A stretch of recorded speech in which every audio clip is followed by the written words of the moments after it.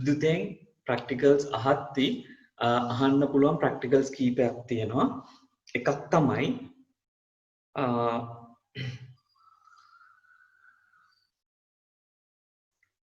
සරලම එක බල්බ් එකක සහ ප්ලග් පොයින්ට් එකක නැත්නම් අපි තාක්ෂණික පද වලින් කිව්වොත් බල්බ් එකක සහ කෙවෙනි පිටුවානකට වයරින් එක දෙන විදිය.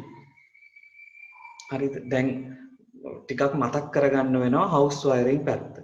හරිද? වැඩිපුරම ඉලෙක්ට්‍රිකල් වල ප්‍රශ්න අහන කොටසක් තමයි හවුස් වයරින් කියලා කියන්නේ. මොකද ඒක ගොඩක් සංකීර්ණ නැති නිසා. හරිද?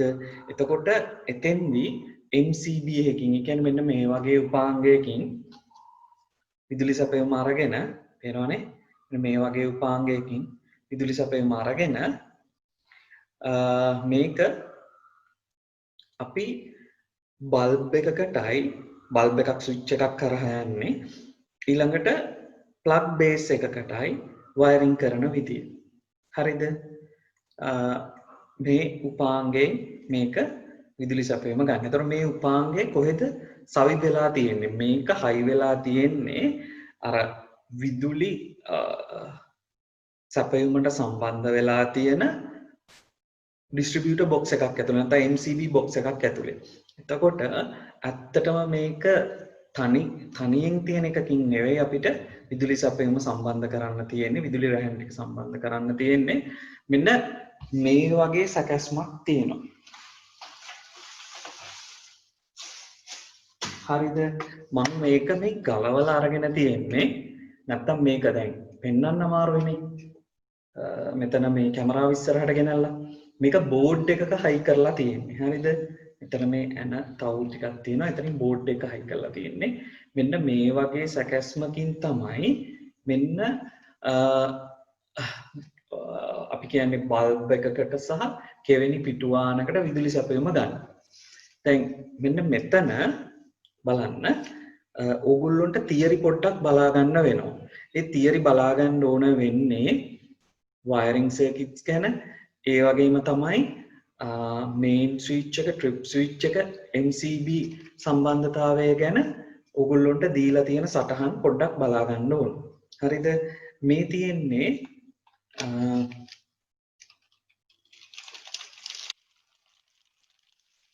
තියෙන්නේ ප්‍රධාන විදුලි සැපයුම් රැහැන. මම මේවා ඔක්කොම විස්තර කරලා දෙනවා.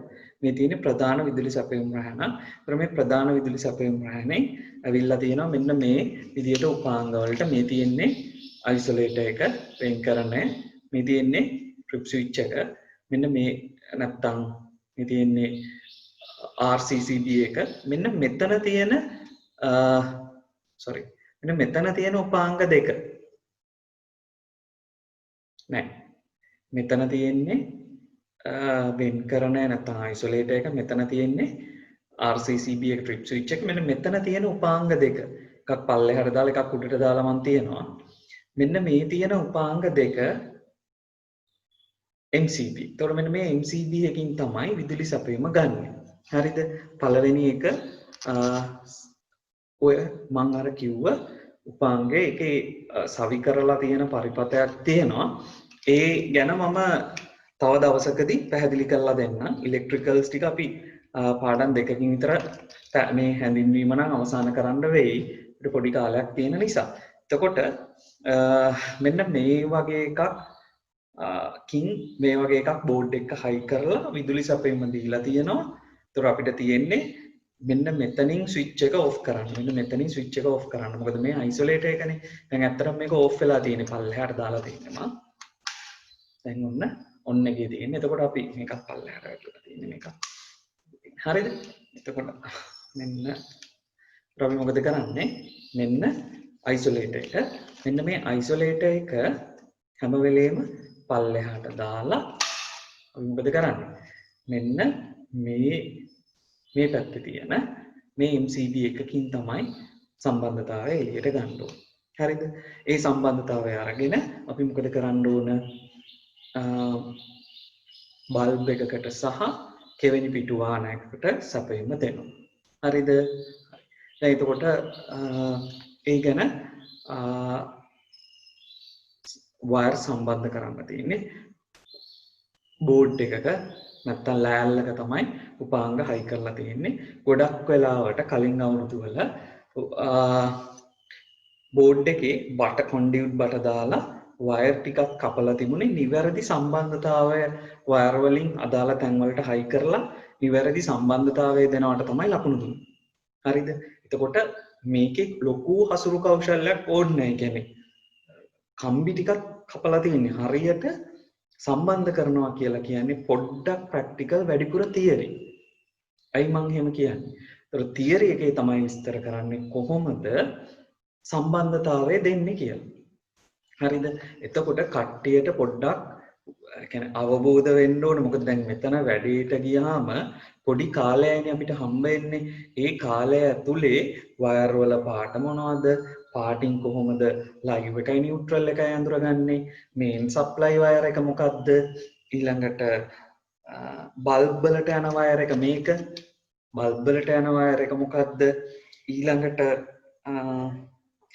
ගොඩක් වෙලාවට 13 ඇම්පියර් නැත්තම් 15 ඇම්පියර් වයර් එක කියලා අපි කියනකට කියන්නේ මෙන්න මේ 15 ඇම්පියර් වයර් එක මේකේ හරස් කඩක් මට නෑ ඔයගොල්ලන්ට පෙන්නන්න.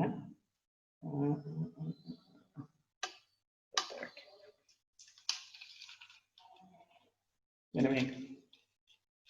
මේක පේනවා මේක.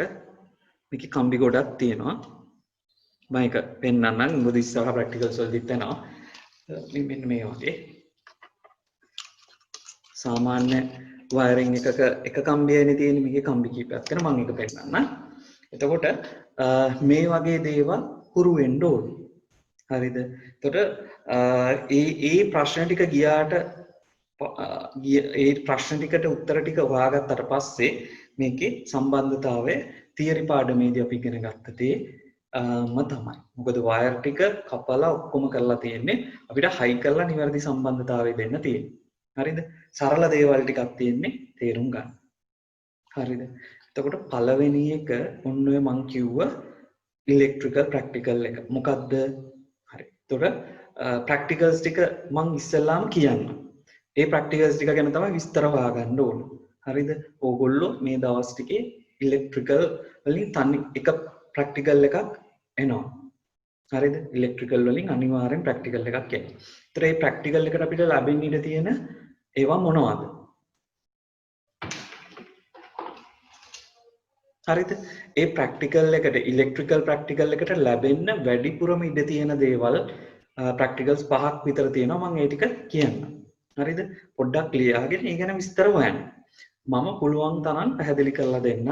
උපකරණ මෙතෙන්ට ගෙනල්ලා ඔයගොල්ලෝගේ කැමරාව ඉස්සරහා තියලා සම්බන්ධතාවය දීලා වැඩ කරලා සමහර උපකරණ වැඩ කරන්න තියෙන දේවල් පෙන්නලා පැහැදිලි කරලා දෙන්න. හරිද? එතකොට මම අර ඉලෙක්ට්‍රිකල් වලදී එන්න පුළුවන් කියලා හිතනවා. ඒ කියන්නේ දැන් මම තාම ලිස්ට් එක බැලුවේ නැතුව මේ කියන්නේ. හරිද? ලිස්ට් එක බැලුවම මම පොඩි වෙනස්කමක් කරන්න. ඒ කියන්නේ මෙතෙක් කාලයක් ආව ප්‍රැක්ටිකල්ස් දිහා බැලුවාම වැඩිපුරම එන්න ඉඩකට තියෙන ප්‍රැක්ටිකල්ස් ටික තමයි ප්ලග් එකකටයි බල්බ් එකකටයි MCB එකක ඉඳලා වයරින් කරන එක. හරිද? ඒතර කෙටියෙන් ලියා ගන්න පුළුවන් මොකද්ද? බල්බ් එකක් සහ ෂොකට් එකක් වයරින් කිරීම. හරිද? ඒක එන්න පුළුවන් එක ප්‍රැක්ටිකල් එක. දෙවැනි එක තමයි ඉලෙක්ට්‍රිකල් ප්‍රැක්ටිකල්ස් ගැන කියන්නේ. දෙවැනි එක තමයි two-way switch circuit එක. හරිද? නැත්තම් දෙමං ස්විච් පරිපථයක් වයරින් කිරීම පූර්වක් මතයක් බෝඩ් එකක. ඒතර අපිට ලයිව් එක දෙනවා. ලයිව් එක MCB එකකින් ගන්න පුළුවන්. නියුට්‍රල් එක අපිට දෙනවා. නියුට්‍රල් එක මේ වගේ ඩිස්ට්‍රිබියුටර් බොක්ස් එකකින් ඇවිල්ලා තියෙනවා. හරිද?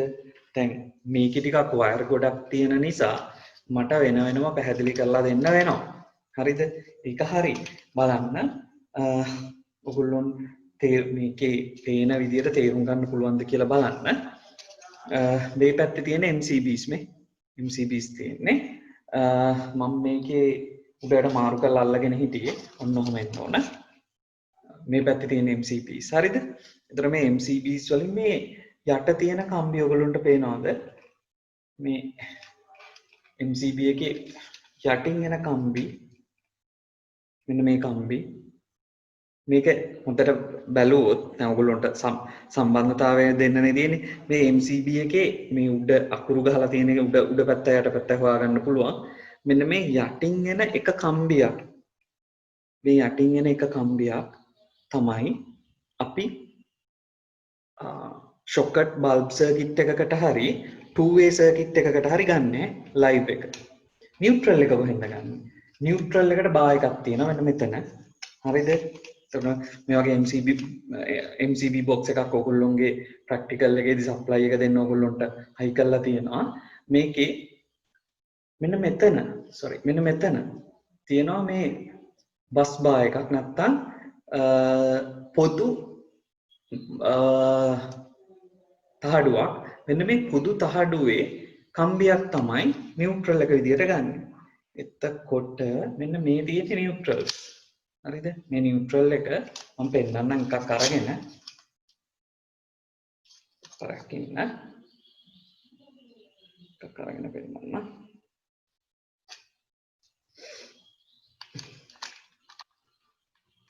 මේ හරියට දාලා තියෙන්නේ එළියට ගන්න ඕන එක තනකින් නිසා මෙන්න මේ කම්බි මේ. හරිද? මේ නියුට්‍රල් එකක් ඇවිල්ලා තියෙනවා. මේ නියුට්‍රල් එක එන්නේ කොහොමද කියලා මම කියන්නම්. මෙන්න මේ නියුට්‍රල් එකෙන් එන කම්බියක් තමයි ගන්නෙ. මේ කම්බිය අඳුර ගන්න පුළුවන් මේකේ මෙන්න මේක තේන්නේ එච්චරනේ. ඒක එච්චර පැහැදිලි නෑ මම ඒක ඉස්සරහට පෙන්නන්න.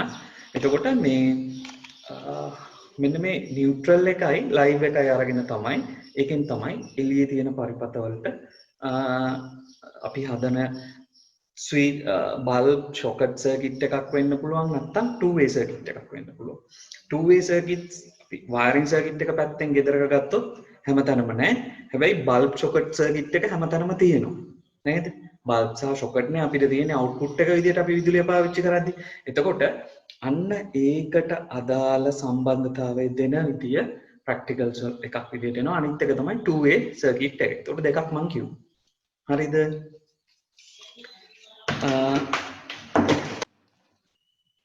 තුන්වෙනි එක හරිද? වැඩිපුර එන්න පුළුවන් තුන්වෙනි එක තමයි මෙන්න මේ වගේ MCBs විදින MCB. හරිද? හරි පැත්තනේ ඔරෙන්ජ් එක. පේන්නේ නැහැ කිච්චරනේ. මේක දන්නවනේ MCBs. ඒතර මෙන්න මේ MCBs නැත්නම් MCB හයි කරලා විදුලි සැපයුම කොහොමද මෙන්න මේ බෙදා හැරීමේ පුවරුවට නිවැරදිව සම්බන්ධ කරන්නේ. මෙන්න මේ බෙදා හැරීමේ පුවරුවට නිවැරදිව සම්බන්ධ කරන්නේ. මට ඔක්කොම දේවල් පොදුවේ විස්තර කරන්න ඕන අවස්ථාවක් නිසා මම මේ වයර් ගලවලා ඔයගොල්ලන්ට හයි කරන්න දුන්නේ නැහැ. හරිද? එතකොට මේ පෙට්ටිය මොන වගේද? මේ පෙට්ටිය ගෙදර හැමෝගෙම තියෙනවා. මේක ඉස්සරහින් වීදුරු ආවරණයක් තියෙනවා. හරිද? මේකේ මේ මැද කෑල්ල විතරයි මම අරගෙන තියෙන්නේ. එතකොට මෙන්න මේ තියෙන උපාංග ටික මෙන්න මේ පැත්තට තියෙන මේ උපාංග ටික ඔක්කොම හයි කරලා තියෙන අවස්ථාවක් ලැබෙන්න තමයි ඉඩකඩ තියෙන්නේ. හැබැයි වයර් ටික වෙනම තියෙන්නේ. වයර් ටික මෙන්න මේ ආකාරයට නිවැරදිව හයි කරන්නේ කොහොමද? හරිද? ඒකත් තියරි එකේ විස්තර කරලා තියෙනවා. අන්න ඒ කියන්නේ මට මතකයි මම මුලින්ම හවුස් වයරින් සර්කිට් කරද්දී රූප සටහනක් ඇඳ. අන්න ඒ අනුපිළිවෙලට තමයි මෙන්න මේකේ සම්බන්ධතාවය එන්නේ. එතකොට මේ පැත්තේ කෙලවරේම තියෙන්නේ මේ අයිසොලේටර් එක. අයිසොලේටර් එකට ලයිව් එකයි නියුට්‍රල් එකයි දෙකම ඇවිල්ලා තියෙනවා. ඔයගොල්ලන්ට පේනවාද උඩින් දුඹුරු පාට කම්බියක් ඇවිල්ලා තියෙනවා. ඒක ලයිව් එක. නිල් පාට කම්බියක් ඇවිල්ලා තියෙනවා. ඒක නියුට්‍රල් එක. එතකොට ඒක කොහෙන්ද ඇවිල්ලා තියෙන්නේ? මෙන්න මෙතනින් මේ සැපයුම් රැහැන ප්‍රධාන සැපයුම් රැහැනෙන් තමයි ඇවිල්ලා තියෙන්නේ. මේක එන්නේ විදුරල මණ්ඩලේ එළිය හයි කරලා තියෙන මීටර එකෙන් තමයි මේක එන්නේ. හරිද?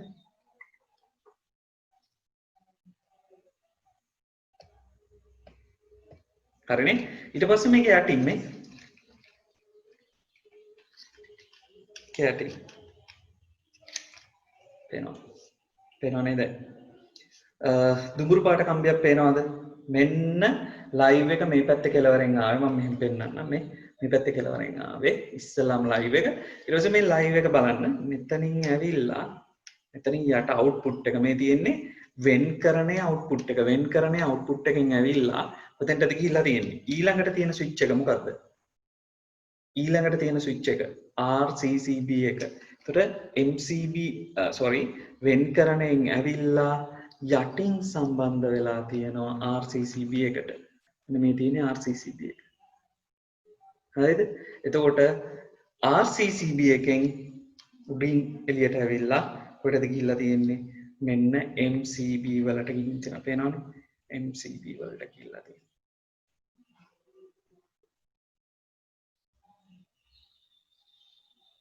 MCB දෙකටම ගිහිල්ලා තියෙනවා.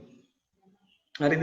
මේ කෑලි කපලා මේවා සම්බන්ධ කරන විදියට තමයි අපිට ලකුණු දෙන්නේ. ගොඩක් වෙලාවට මේ උපකරණ ටික මේකේ හයි කරලා තියෙනවා. හරිද? ඒතර මේ සම්බන්ධතාවයේ මූලික දේවලුයි පැහැදිලි කරන්න ඕන නිසා මම මේවා හයි කරලා තියෙන අවස්ථාවක් ගත්තා. මම මේකේ එකක් මේ වගේ එකක් හයි කරන විදිය පෙන්වන්නම් මේකේ. හරිද? මේ උපකරණය මෙන්න මේ පිටිපස්සෙන් තහඩුවක් තියෙනවා. මෙන්න මේකේ මෙකැනිකල් ලොක් එකක් තියෙනවා. මේ මෙකැනිකල් ලොක් එකෙන් තමයි නැත්තම් ක්ලිප් එකක් තද කරලා තමයි මේක දාන්න තියෙන්නේ. හරිද? එතකොට දැන් මම මේ කියන දෙයින් තේරුම් ගන්න ඕන දේවල් තමයි අපි තියරි ඉගෙන ගත්ත කොටස් වලින් ප්‍රැක්ටිකල් වලට වැඩිපුර අහන කොටස් ප්‍රැක්ටිකල් වලට යෙදෙන තියරි ටික මොකක්ද කියලා ඒ ටික හොඳට මතක් කරගෙන යන්න ඕන. ඒ දැන් මේවා හයි කරන්න අවස්ථාවක් කලින් අවස්ථාවවලදී ප්‍රැක්ටිකල් ක්ලාස් එකේ හැමෝටම ලැබුණා. දැන් මේ වෙලාවේ ඒක ලැබෙන්නේ නැහැ. හැබැයි එහෙම වුණා කියලා අපි උපරිම සූදානම කරගන්න ඕන තියරි ටික බලා ගන්න. මම එකින් එක මේවා සම්බන්ධ කරන විදිය එතකොට පැහැදිලි කරලා දෙනවා. එතකොට ඊළඟ එක තමයි බෙදා හැරීමේ පුවරුවක MCB සවි කිරීම. ඒ කියන්නේ මේවා හයි කරන්නේ කොහොමද? වයර් සහ හයි කරන්නේ කොහොමද? එතකොට වයර් නිවැරදිව තෝරා ගැනීම. ඒ කියන්නේ වයර් එකක්වත් නැහැ. ඔක්කොම ගලවලා පැත්තකට තියලා තියෙනවා. ඒතර වයර් හරි ඒවා නිවැරදිව තෝරගන්න ඕන. ඒකට අදාළ තියරි ටිකක් දැන් මම වයර් තෝරා ගැනීම සහ ඒවයි භාවිතයන් ගැන මම ඔයගොල්ලෝගේ ගෲප් එකට දාන්නම්.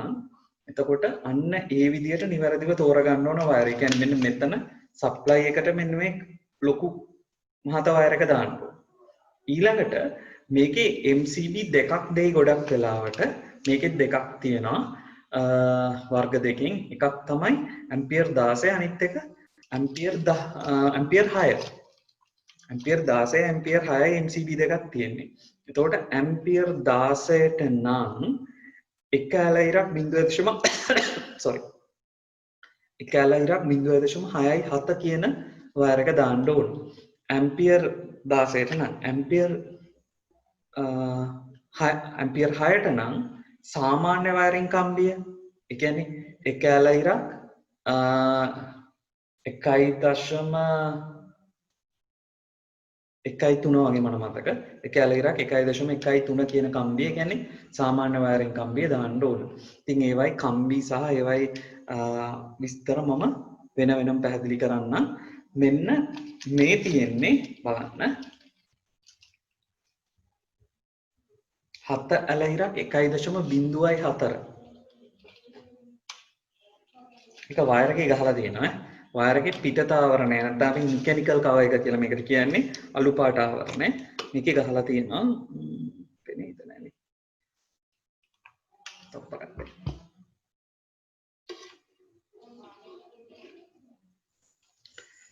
මෙහෙම කරොත් පෙනේද? නැනේ. පේන්නේ නැහැ. ඒක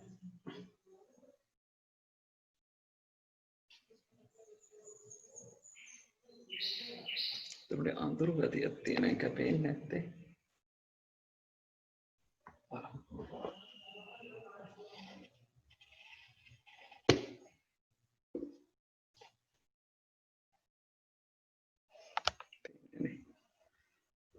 මම මේකේ ෆොටෝ එකක් ඔයගොල්ලන්ට දාන්නම්. හරි. එතකොට මේකේ මේ එක එක වයර් වල ප්‍රමාණයන් තියෙනවා. විශේෂයෙන් අපි දැනගන්න ඕන මේ කම්බි වල ප්‍රමාණයන් තුනක් තියෙනවා. එකක් තමයි මේන් සප්ලයි එකට ගන්න කම්බියේ තියෙන විස්තරේ නැත්නම් ප්‍රමාණය. ඒක මොකද ඇම්පියර් 40ක් දක්වා ඉඩ දෙනවා. ඇම්පියර් 32ක් දක්වාවත් අනිවාර්යෙන් ඉඩ දෙන්න ඕන. උණු වෙන්නේ නැතුව ඇම්පියර් 32ක් ගන්න පුළුවන් වෙන්න ඕන. ඒ නිසා ඝනකම් රාශියක් ගන්න. ඊළඟට ඒක තමයි ඔය එළියේ තියෙන දැන් තියරි ටික බලා ගන්නවනේ ඔයගොල්ලෝ. එළියේ තියෙන මීටර එකකින් අයිසොලේටර් මේන් අයිසොලේටර් එකට මේන් අයිසොලේටර් එකකින් එළියේ ඉඳලා ඇවිල්ලා ගේ ඇතුලේ තියෙන බෙදා හැරීමේ පුවරුවට බෙදා හැරීමේ පුවරුවෙන් වෙන් කරන එක ඊළඟට RCCB එකට ශේෂ ධාරා පරිපථ බිඳිනේට ඔය ඔක්කොටම එන්නේ මෙන්න මේ ඝනකම් සප්ලයි වයර් එක. මේ වයර් එක ඇතුලේ මේ වගේ දුඹුරු පාට කම්බියක නිල් පාට කම්බියක තියෙන. හරිද? මේක තමයි පිටත පෙනුම. මම සංසන්දනය කරලා පෙන්නන්නම්. හරිද? ඊළඟට අනෙකුත් ස්ථානවලට අපි MCB එකකින් පස්සේ ගොඩක් වෙලාවට වයරින් කම්බියන්නේ. ඒක ඇතුලේ තනි කම්බියයි තියෙන්නේ ඔයගොල්ලෝ දන්නවා. ඒක ඇම්පියර් 5 කම්බිය කියලා අපි කියන්නේ. 6 ඇම්පියර් MCB එකකින් තමයි කියන්නේ. ඊළඟට 15 ඇම්පියර් ඕන තරම් තියෙනවා නම් 16 ඇම්පියර් MCB එකකින් අපි ගන්නවා නම් ඊට වඩා ඝනකම් කම්බියක් තියෙනවා. හරිද? ඒක අපි කියන්නේ 7 ඇලයිරක් 0.6යි 3 කියලා. හරිද? ඒ කියන්නේ ඒ ගැන විස්තර තියෙනවා තියරි සටහනේ. ඒ කම්බි එකක් මේකේ තියෙනවා.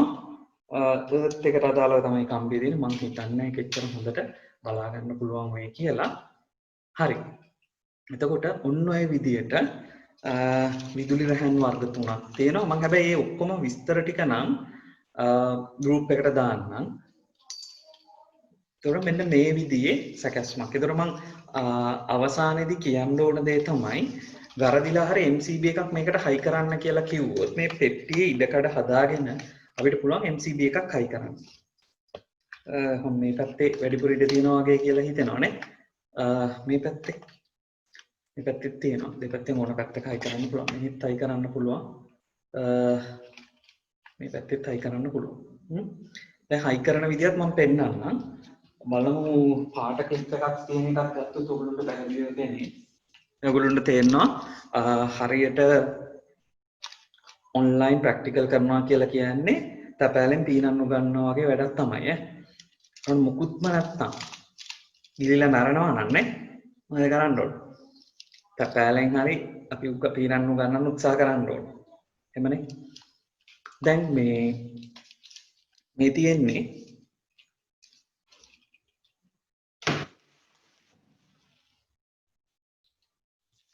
මේ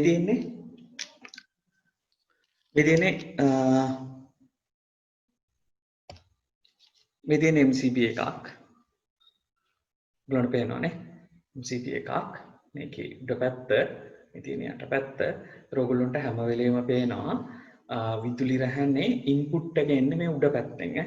ඒතර උඩ පැත්ත උඩට හිටින්න තමයි බොක්ස් එකේ හයි කරන්නත් ඕන. එන්න උඩ පැත්තෙන් තමයි මෙන්න මෙතනින් තමයි ඉන්පුට් එක එන්නේ. අවුට්පුට් එක යන්නේ මෙන්න මෙතනින් පල්ලෙහාට. හරිද? ඒතර ඉන්පුට් එක එන්න අපි හැම වෙලේම පාවිච්චි කරන්නේ ප්‍රධාන සැපයුම් රැහැන. ඒ කියන්නේ අර ලොකු ලෝඩ් වයර් එකෙන් තමයි ඉන්පුට් එක දෙන්නේ. හැබැයි අවුට්පුට් එක අපි ගන්නෙ මොකකින්ද? මේ අදාළ MCB එකට පාවිච්චි කරගන්න විදුලි ධාරාව.